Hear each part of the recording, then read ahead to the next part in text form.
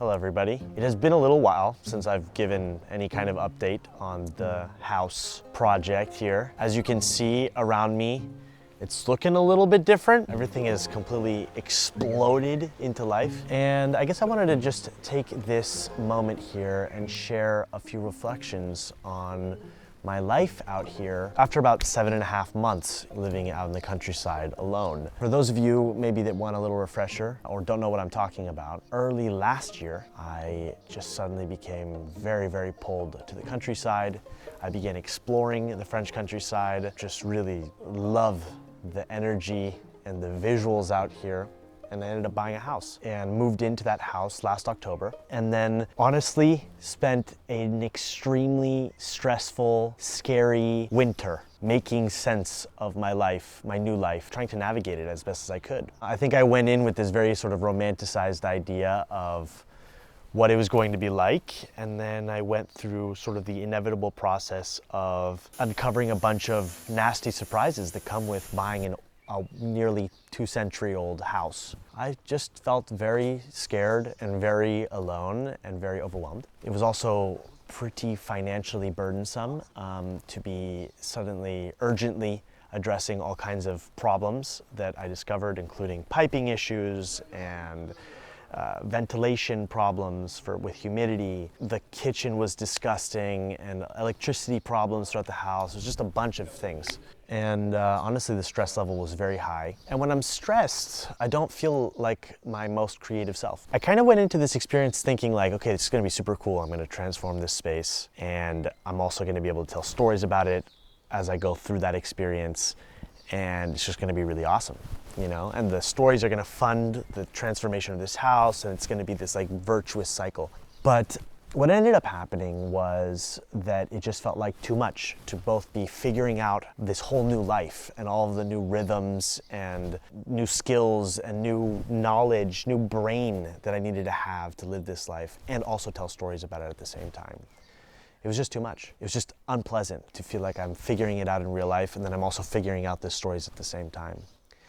And so I did a few videos about this on my main channel throughout the winter, but I guess the last one went out in January, and since then I've decided to just hit the pause button and focus on other projects. That has been one of the best possible decisions I could make because I just really needed the chaos and the stress to go down. I think I was putting a huge amount of pressure on figuring everything out really quickly, and also on these timelines that I had, like that this all needed to be coming along at a certain pace. And by stepping away from it for a little bit, I felt like I could learn to enjoy my life by focusing on other things, you know what I mean? And figuring out a rhythm of like, how much time do I spend out here? How much time do I spend in Paris popping in to see friends and stuff? How much time do I spend traveling for projects? Like basically, I spent these last few months really rediscovering a feeling of balance because I really love being out here, but I think suddenly I felt like, having told the story of moving out to the countryside and announced all these things that I wanted to do, I felt this pressure of like, I gotta be here all the time, working on it all the time. Honestly, this combination of factors, the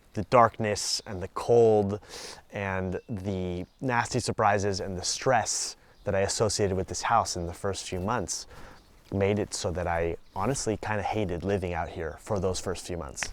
It's just really hard. But I think that is the hardest part. It's like that first phase where you're completely in the unknown and you're totally without your rhythms and systems, and you're having to confront yourself, and things are not going anywhere nearly as smoothly as they did in your brain. I think that's the hardest part. And what's been really kind of incredible, one of the biggest takeaways has been how astoundingly differently you can feel about something if enough time elapses. This winter I sort of hated living out here and felt so unsure about everything. I felt like I nuked my life. Starting in January, each progressive month has been more wonderful than the last. In February, I started to feel more direction and clarity, and March was even nicer, and the days were getting longer, and the weather was getting better.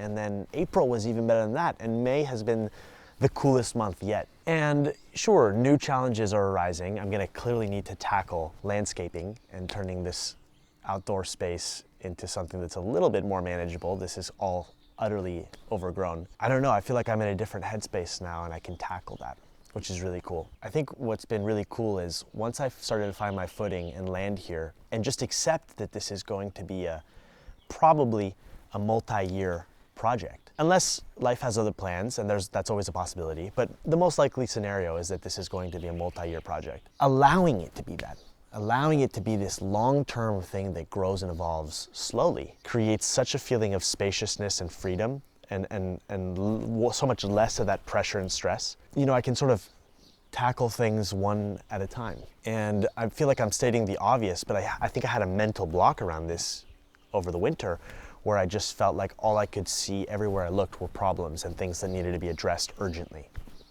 And I was having trouble prioritizing and creating systems. That's what I was desperately missing, systems. Yeah, like kind of in a beautiful way, what this first year has kind of become is like a year of landing out here, a year of seeing what each season looks like for the very first time. This is my very first spring, soon to be very first summer out here. And it's full of these really cool discoveries and just absorbing it, just spending time out here, just being curious is leading to so much learning. Whereas it felt really hard to live out here in the first few months, it just feels like it's becoming easier and easier as I find my rhythm.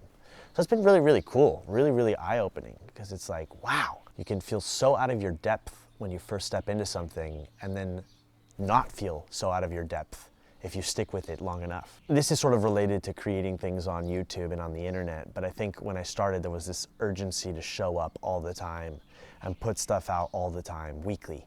You know, even at one point I was posting 2 videos a week on YouTube. Over time I've realized like, oh, you know what? You know, some people are gonna move on if you don't show up all the time, but actually, if I'm really intentional and I pour my heart and soul into everything that I make, the right people are gonna see it each time. And it doesn't matter if I disappear for a while. I'm just living my life, you know? And when I come back, I'll have a valuable story to share. And I love telling stories, and that's never changed. I don't know what the future holds, but so long as I love telling stories, I plan to continue. Like I mentioned before, one of the really key things has been to have systems and to be as organized as possible, especially when you're just taking on so many new things at once. And that's why I want to talk briefly about Notion, who are the sponsor of this video.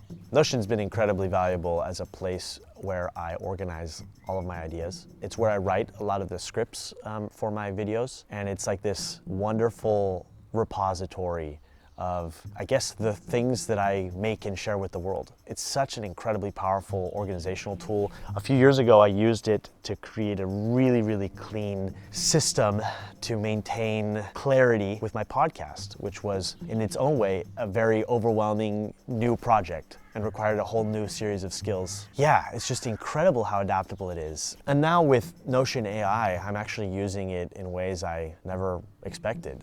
For example, there are all kinds of plants and flowers that I don't know the names of, that I know nothing about.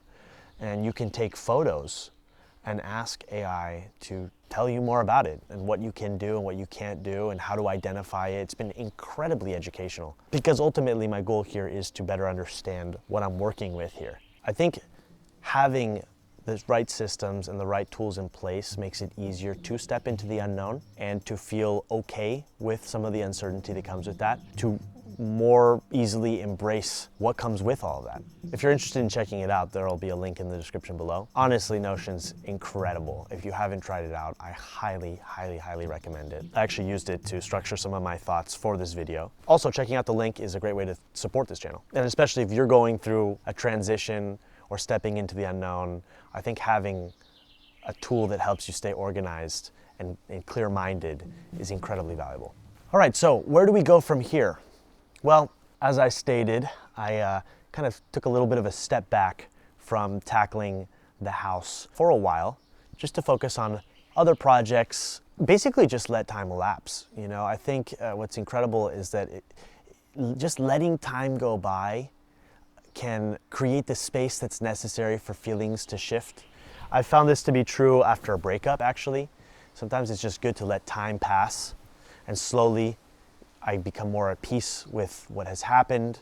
I make better sense of how I feel. Sometimes you just need to allow yourself to feel what's coming up. And like I said before, the incredible thing is that each passing month has allowed me to return to a sense of balance, relax a little bit more, and the creativity has been kind of flowing in. I just feel like I'm back to feeling like myself again in a really great way. But on top of it, I feel like this last winter has taught me a lot, and it's made me a lot more empathetic to people that I sometimes see stuck in their own cycles, maybe not tapping fully into their own full potential. We all have our own kind of mental hangups, and part of being human is getting stuck sometimes and learning to navigate that and loosen up where possible. And it's taught me to be a little bit more patient with myself. But also, it feels like the time has come to embark again on some of the transformational projects on this property, starting with taming this utterly unruly backyard and front yard. Things have truly grown to unprecedented levels. Okay, maybe not unprecedented, but it's really exploded to life. And I'm going to need to set things in place so that the maintenance of this property is a little bit easier. Oh my God. Oh my God.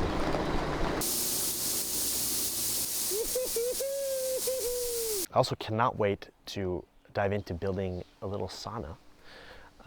So these are going to be really fun projects, and I think what I love too is that they're going to be great excuses, great reasons to spend more time outside. We'll see where I end up after that. I have some people coming to help me, friends and whatnot. And there are other projects that are on hold right now. The studio behind me is something that I really, really want to do, but I've decided to move slowly with that. I'm working with an architect who became a really close friend, actually. And I'm just trying to get a clear idea of what I want to do back there and then properly budget it out, because it's an involved project and I don't want it to feel like this highly urgent, highly reactive experience that I had this winter when I first arrived in the house and I just really needed to solve problems immediately to get on with living normal life. That's still in the pipeline, but I'm just taking my time. And I think that's the beautiful thing too, like life is a marathon, actually. And while life can feel quite short and I can get really urgent about all the things that I want to do and accomplish, if you chip away at things over a long period of time, it's actually astounding what you can accomplish. This property is really stretching my patience, but that's like such a good thing, you know, because I feel like my impatience has limited some of my creativity, or sometimes it's limited what I even consider to be possible. So yeah, those are a few thoughts. And there'll be more updates moving forward. I will just mention, and I mentioned this a few times in recent videos, I've been writing a lot more on Substack. Something about the essay format has felt very exciting and interesting to me right now, and it fits really well with this current experience I'm going through. I'll leave a link to that below. It's a little bit different. It's sort of similar to these videos, but it's a little bit different, and you can also listen to it kind of like a podcast, actually. Thank you for watching. Thank you for supporting me throughout this whole journey that I'm on here. It does feel like I've actually only unlocked about 10% of the potential of this house so far. So it's gonna be really, really cool to see where things go from here. But I'm actually happier than ever to play the long game and to learn how to enjoy the process as best as I can and not let feelings of urgency and trying to get to the final result prevent me from living a full and rich life. I probably will have far more formulated and polished ideas about this towards the end of the year, so keep an eye out for that. And yeah, I'll see all of you soon.